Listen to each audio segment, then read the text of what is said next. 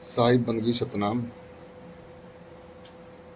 आज हमारे गुरुदेव नितिन दास जी महाराज एक सत्संग के माध्यम से हम सभी को बताएंगे सूरत क्या होती है, नाम क्या होता है और सूरत को कैसे शब्द के अंदर लगाना है। नितिन दास जी सत्संग के माध्यम से हम सभी को इस वाणी के द्वारा बताएंगे। इस सत्संग को पूरे विवेक के साथ सुने, पूरा ध्यान लगा के सुने। इसी में भेद छुपा हुआ है सारा। अगर आप अपनी सूरत को जानते हो कि मेरी सूरत क्या है और इस वक्त वो कहाँ है, तो समझ लो कि अब आपका रास्ता क्लियर हो सकता है।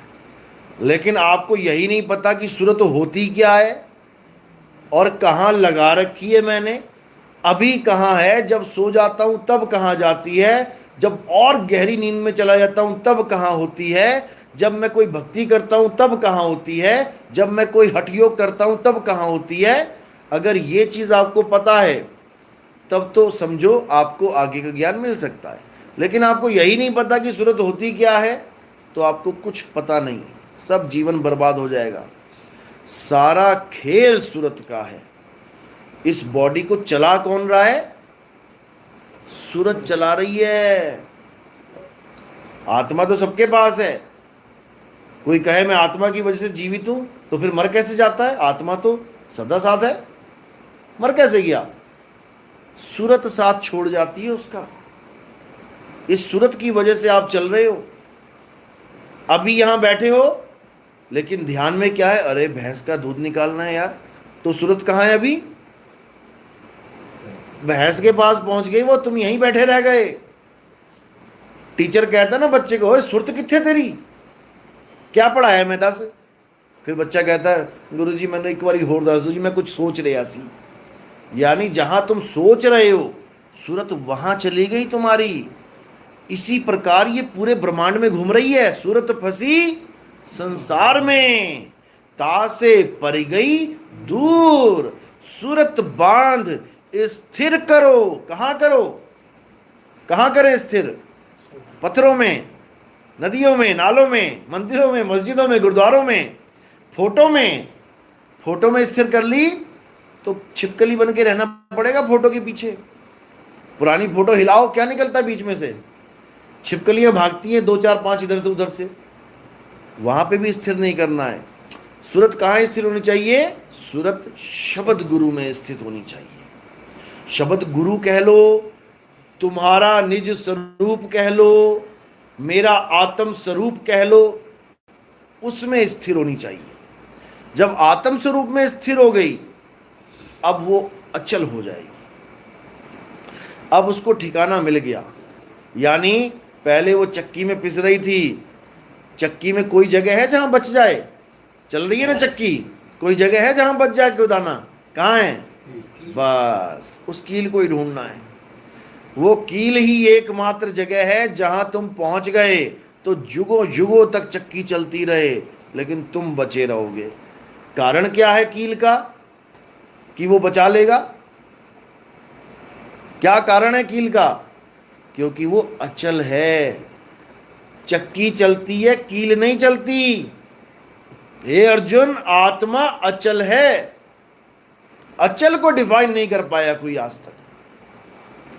अब कोई कहे मैं तो चल रहा हूं, तो मेरी आत्मा भी चल रही होगी? नहीं चल रही है। मैं पूरी दुनिया में चलाऊं, मेरी आत्मा नहीं चल रही है। जैसे घड़ी की सुइयां एक बार छोड़ो 1000 बार घूम लें, तो क्या कील भी उसके साथ घूम रही है? जिस कील में वो तीनों सुइयां अटैच हैं वो अचल है, और घड़ी की सुइयां घूमी जा रही हैं, घूमी जा रही, घूमी जा रही हैं। इसी प्रकार हम सब काया रूप में घूमी जा रहे हैं, घूमी जा रहे हैं, भटकी जा रहे हैं, लेकिन हमारा आत्मदेव अचल है। इसीलिए गुरु ग्रंथ साहब में बोला गया है कि अगर कोई पूजनीय है तो केवल एक ही वस्तु पूजनीय है, आत्मदेव पूजिए, गुरु के सहज सुभाए। अगर तुम पूजा करना चाहते हो तो केवल एक ही वस्तु है जो पूजनीय है, जिसका कभी जन्म और मरण नहीं होता। बोला ना 10वीं पातशाही ने, आदि अंत एको अवतारा, सोई गुरु समझो हमारा। तो आदि और अंत में एक ही अवतार है, वो वही मेरा गुरु है। तो बाकी कौन है? पहली पातशाही से नौवीं पातशाही, वो कौन है फिर? अगर हमारा एक ही गुरु है जो आदि अंत एको अवतारा, तो पहली पातशाही से नौवीं पातशाही तक वो कौन? वो लोग कौन है? कौन है वो लोग? संत हैं। गुरु ग्रंथ साहब गवाही देता है कि सेवा को दो ही भले, एक संत एक राम। राम है दाता मुक्ति का, और संत जपावे नाम। जो आदि अंत एको अवतारा वो है राम, और उस राम का जो तुम्हें भेद बता रहा है वो है संत। साधु कह लो, संत कह लो, उसी के लिए बोला है प्रभु कृपाल कृपा करे, नाम नानक साधु संग मिले। जब प्रभु कृपा करता है, लोग सोचते हैं मेरे तो बड़े बड़े धंधे चल गए जी, करोड़पति बन गए, मकान दुकान बढ़िया हो गया, प्रभु की कृपा हो गई। नहीं हुई, ये माया की कृपा है भाई। ये माया की कृपा, 1 मंजिल से 10 मंजिल बन गया, माया ने कृपा की है। अगर ये प्रभु की कृपा होती तो रविदास जी का भी बन जाता। रविदास जी से ज्यादा तो प्रभु को नहीं जान पाया ना कोई बिजनेसमैन। तो बिजनेसमैन तो 1 तल्ले से 10 तल्ले बना लिए, और रविदास जी रह गए एक झोपड़ी में। तो फिर तो प्रभु की कृपा रविदास जी पे कम हुई, कबीर साहब पे कम हुई, सब संतों पे कम हुई, बिजनेसमैन पे ज्यादा हो गई। बिल्कुल गलत है। ये कृपा है माया की। हमने ये डिजाइन बना लिया अपने दिमाग में कि अगर मेरे घर में सब ठीक चल रहा है, मेरा धंधा बढ़िया चल रहा है, दुकान मकान सब बढ़िया चल रहा है, तो प्रभु दयाल हुआ पड़ा है। बिल्कुल गलत है। प्रभु दयाल हुए का मतलब है प्रभु कृपाल कृपा करे, नाम नानक साधु संग मिले। जब तुम्हें कोई संत मिले, साधु मिले, और तुम्हें नाम की महिमा समझा दे, अब समझो कि प्रभु कृपाल दया कर गया हम पे, क्योंकि अब हमें वो कैदी से, इस कैद से छुड़वा देगा। अब हमें वो कैदी नहीं रहने देगा। जेल में कैदी कितना ही अमीर हो जाए, है तो कैदी, एक दिन मौत होएगी उसकी, एक दिन फांसी पे चढ़ना पड़ेगा, सारा जितना इंतजाम किया वो वहीं छूट जाएगा जेल में, उसका क्या फायदा। 50 करोड़ रुपए मेरे पड़ोसी के पास थे, मैंने बिजनेस किया, उसका सारा पैसा मेरे पास आ गया, जिसमें से 1 लाख में खर्च पाया, बाकी सारा वहीं का वहीं रह गया। तो मैंने क्या कमाया? मात्र 1 लाख रुपया। जो तुमने कमा के बैंक में डाल दिया, जो पड़ा रह गया, वो तुमने कमाया ही नहीं। वो तो एक माया ने जाल बिछाया कि आज उस अकाउंट में और इधर तुम्हारे में आ गई, पड़ी वहीं रह जानी है, ना तुम्हारे किसी काम आई। तुम तो केवल 1 लाख रुपए में ही सारा निपटा के चले गए, और तुम ये सोचते रहे मेरे पास पड़ी है, मेरे पास पड़ी है। नहीं पड़ी है, तुम्हें लग रहा है पड़ी है, नहीं पड़ी है। वो इसी लोक का माल है, इसी लोक में पड़ा हुआ है। आज इसकी तिजोरी में, कल उसकी तिजोरी में, परसों उसकी तिजोरी में, और आदमी सोच रहा है मेरी तिजोरी में। अरे तुम्हारी तिजोरी है ही नहीं यहाँ पे, तुम्हारी तिजोरी यहाँ पर है ही नहीं। तुम एक ऐसी कंपनी में काम कर रहे हो जिसमें सारी तिजोरियां उस कंपनी के मालिक की हैं, तुम्हें केवल साफ सफाई के लिए रखा गया है। समझ रहे हो? ये सारे मकान उसी के हैं, ये सारी दुकानें उसी की हैं। सुबह से लेके शाम तक तुम केवल झाड़ू पोछा करते हो, और झाड़ू पोछा करते करते पूरा जीवन बिताते बिताते फिर उस मकान को छोड़ के चले जाते हो। बताओ किसका दादा लेके गया मकान? यहीं पड़ा हुआ है, सारी उम्र उसको रिपेयर करता रह गया बेचारा, और यहीं छोड़ के चला गया। और ये मकान भी, ये जेल ऐसी है जिसमें सरकार जेल नहीं बना रही है कमरे, सरकार ने तुम्हें क्या रखा है, अपनी अपनी जेल बनाओ। अब जितना तुम्हारे पास पैसा है, तुम उतना पैसा जेल में लगा रहे हो, अपनी जेल बना रहे हो। जेल ही है ये, मकान दुकान। एक सरकारी जेल होती है जहां पहले से कोठरियां बनी होती हैं, और एक ये 3 लोक जेल है। जब इस दुनिया में पहली बार इंसान आया, एक भी मकान, एक भी झोपड़ी नहीं बनी थी। बनी थी क्या? यानी कैदी को काला पानी की सजा देके उसको टापू पे भेज दिया गया। अब उस कैदी ने पूरा टापू ही बसा दिया। दे मकान पे मकान, दे दुकान पे दुकान, बड़े बड़े शहर बना दिए। ये सब कमरे हैं किसके? कैदियों के। कोई कैदी अमीर है, कोई कैदी गरीब है, दोनों ही कैदी हैं और दोनों की एक सी सजा है। सबको फांसी लगी हुई है यहाँ पे, सबको मरना है। लेकिन बड़े बड़े मकान बना के कैदी सोच रहा है मैं ज्यादा खुशहाल हूं, मैं ज्यादा खुश हूं। बिल्कुल नहीं है। नानक दुखिया सब संसार, और सुखी सोई जो नाम आधार। नाम आधार मतलब जो राम राम कर रहा है, जो ओम नमः भगवते वासुदेव कर रहा है, जो वाहिगुरु वाहिगुरु कर रहा है, वो क्या सुखी है? सुखी नहीं है भाई। सुखी वो है जिसके पास इस जेल से निकलने की चाबी है, क्योंकि नाम ही चाबी है।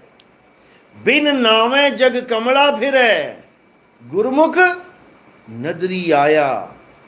यानी सारी दुनिया नाम के बिना पागल हुई पड़ी है, पागल बनी पड़ी है। वो सोच रही है जो नाम मैं ले रहा हूं परमात्मा कभी नहीं होगी, क्योंकि हम गलती से 52 अक्षरी नाम को परमात्मा का नाम मान बैठे हैं। जब इंसान नहीं आया था तो कौन सा नाम था परमात्मा का? किसने बनाया? जब इस दुनिया में इंसान नहीं आया था सारे जानवर थे। क्या किसी ने परमात्मा का नाम बनाया? या इंसान चला जाए आज अगर, तो ये 184 जून है, ये परमात्मा का नाम बना सकती है?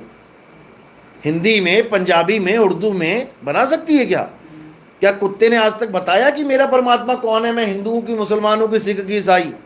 गाय बैल बकरी ने बताया कि मैं किस भगवान को मानती हूं, मैं किस धर्म की हूं? ये रोग केवल इंसान को लगा है, 52 अक्षरी रोग। इसी रोग को काटने के लिए कबीर साहब आते हैं। गुरु ग्रंथ साहब में क्या बोला उन्होंने?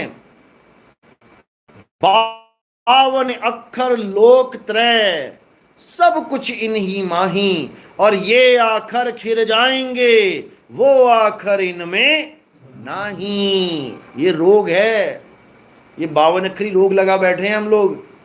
52 अक्षर जीवा धारा, अक्षर जीभ्या से न्यारा, वाही को सत सिमरण कहिए, सिमर सिमर नर उतरो पारा। ये रोग लगाए हमें, वाहिगुरु वाहिगुरु, राम राम, अल्लाह अल्लाह, गॉड गॉड, कबीर कबीर, सब 52 अक्षर हैं। ये अक्षरों को जप रहे हैं हम लोग, और हमें लग रहा है कि हमारी मुक्ति हो जाएगी। अब तो नहीं पता, लेकिन ओशो धाम में जो ओशो नाम है वो उनका नहीं है, वो तो आचार्य रजनीश थे। ओशो नाम कहां से आया? क्या है ओशो का मतलब? हैं? ओशनिक नहीं, ओशो का मतलब है श्वासों में जो क्रिया चल रही है। ओ शो, जो आप सांस ले रहे हो, इसी को योगी ने कहा ओ से ओम, सो से सोहम, ओम सोहम, ओम सोहम। उसी को शॉर्टकट में ओ शो बना दिया और ओशो के साथ भगवान लगाया, भगवान ओशो, क्योंकि वो इसी को भगवान मानते हैं। सारी दुनिया इसी को भगवान मानती है। ये आ रही है जा रही है तो जिंदा है, ये आना जाना बंद तो भगवान हो गया दूर और बंदा हो गया खत्म। महात्मा बुद्ध ने भी इसी की महिमा गाई है, आती जाती सांस की। विपासना करने गया है कभी कोई? नाम सुना है विपासना? क्या करवाते हैं वहां पे? हाँ, वहां पर पूरे बॉडी में ध्यान लगवाया जाता है पहले तो, उसके बाद जो आखिरी क्रिया है उनकी सांसों की क्रिया है। उसी को भगवान माना गया है कि वो है तो ये काया चल रही है, वो नहीं तो कुछ भी नहीं। लेकिन ये गलत ज्ञान है। कौन है जो बिना सांसों के भी जिंदा है, जिसको सांसों की जरूरत ही नहीं है? कौन है वो? आत्मा। आत्मा बिना सांसों के जिंदा है। आत्मा को सांसों की जरूरत ही नहीं है। सांसों की जरूरत किसे है? इस बॉडी को है जिंदा रखने के लिए, आत्मा को नहीं। आत्मा को तो शस्त्र काट नहीं सकता, अग्नि जला नहीं सकती, वायु सुखा नहीं सकती, जल भिगो नहीं सकता, तो इसको खाना पीना, सांस लेना ना लेना, इससे कोई मतलब ही नहीं है। लेकिन कोई समझ नहीं पा रहा है। जिस दिन समझ में आ जाएगा उस दिन पैरों से जमीन निकल जाएगी। बस समझाने वाला चाहिए जो तुम्हारे सारे भरमगढ़ तोड़ के तुम्हें एक से जोड़ दे। भरमाने वाले बहुत बैठे हैं 52 अक्षर के नाम पे। हम अल्लाह को मानते हैं, हम राम को नहीं मानते, हम वाहिगुरु को मानते हैं, हम कृष्ण को नहीं मानते, बहुत बैठे हुए हैं। ये सब 52 अक्षर और शरीर का खेल है, केवल 52 अक्षर और शरीर का खेल है। हम कृष्ण जी के शरीर को नहीं मानते, हम तो शंकर जी के शरीर को मानते हैं। और दोनों शरीर बने किसके हैं? कितने तत्वों के बने हैं? किसी का 6 का तो नहीं बन गया, ये 4 का तो नहीं बना। इस 5 तत्वों को ना मान के तुम दूसरे 5 तत्वों को मान रहे हो। बात तो वही है, बस तुमने डिजाइन चेंज कर दिया। तुमने डिजाइन चेंज कर दिया। तुम मैदे की मट्ठी ना खा के तुम कह रहे हो मैं मैदे की मटरी खाऊंगा, तो क्या हो जाएगा?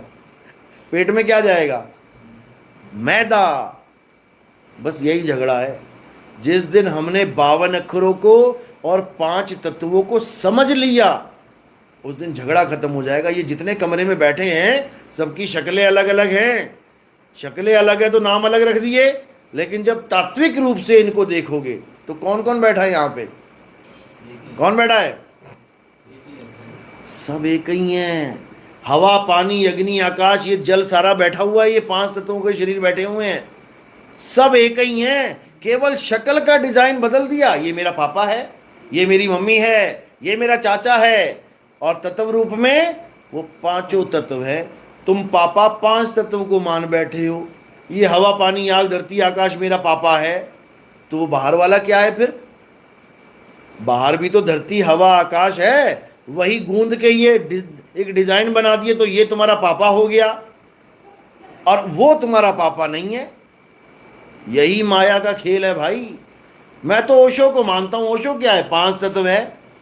मैं ओशो को नहीं मानता, मैं तो राधा स्वामी को मानता हूं। वो क्या है? वो भी 5 तत्व है। तू 5 तत्वों को छोड़ के 5 तत्वों में फंस गया। ज्ञान है। मैं राधा स्वामी को मानता हूं, इसका मतलब ये नहीं कि मैं 5 तत्व को मानता हूं, मैं उनके ज्ञान को मानता हूं। मैं कबीर साहब को मानता हूं तो इसका मतलब ये नहीं मैं उनकी देही को मानता हूं, मैं उनके ज्ञान को मानता हूं। मैं नानक साहब को मानता हूं, इसका मतलब ये नहीं कि मैं उनके शरीर को मानता हूं, मैं उनके ज्ञान को मानता हूं। और असल में ज्ञान ही गुरु है। वाणी गुरु। वाणी का मतलब ये नहीं जो लेख तुम्हें दिख रहा है, वाणी का मतलब है जो ज्ञान उसमें से मिल रहा है। वाणी गुरु, गुरु है वाणी, और बिच वाणी अमृत सारे। ये समझ में नहीं आ रहा लोगों को। लोग वाणी को मान के बैठे हैं। इतने संतों की वाणी को ही मैं मानता हूं जो गुरु ग्रंथ साहब में नहीं है। जिस संत की वाणी वो कच्ची वाणी है। मीराबाई की भी नहीं है। तो मीराबाई कच्चे गुरु की चेली थी क्या? मीराबाई कच्चे गुरु की चेली थी। जब गुरु पक्का है तो चेला भी तो पक्का ही होगा।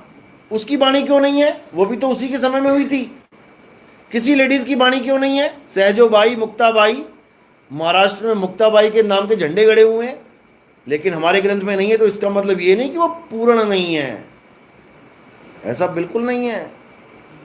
जो पूर्ण है उनकी वाणी पूर्ण है, और जो पूर्ण नहीं है उनको बोला है अगर वो वाणी लिखते हैं बिना अनुभव के, वो कच्ची वाणी है, कटेगी। वो कच्ची वाणी है, कटेगी। इसीलिए कच्ची और पक्की का भेद यही है कि जो अनुभव के साथ वाणी आती है वो पक्की वाणी है, और जो बिना अनुभव के सुनी सुनाई वाणी होती है, लिखने वाले लिखने लग जाते हैं, सोचते हैं अरे बहुत तुक्के मेल मेल के, और सोचते हैं मैं तो ब्रह्मज्ञानी हो गया। वो सब कच्ची वाणी है, कटेगी वो, क्योंकि उसका अनुभव नहीं हो सकता उससे। उसने लिख तो दी, संतों की वाणियां देख देख के या संतों का सत्संग सुन सुन के, मेरा शब्द गुरु, मेरा परम पिता परमात्मा, मेरा ये मेरा वो, लेकिन कौन है वो शब्द गुरु जानते हो क्या? नहीं जी, अनुभव तो नहीं हुआ। फिर काहे को लिख दी वाणी है? ये सब कच्ची वाणी है।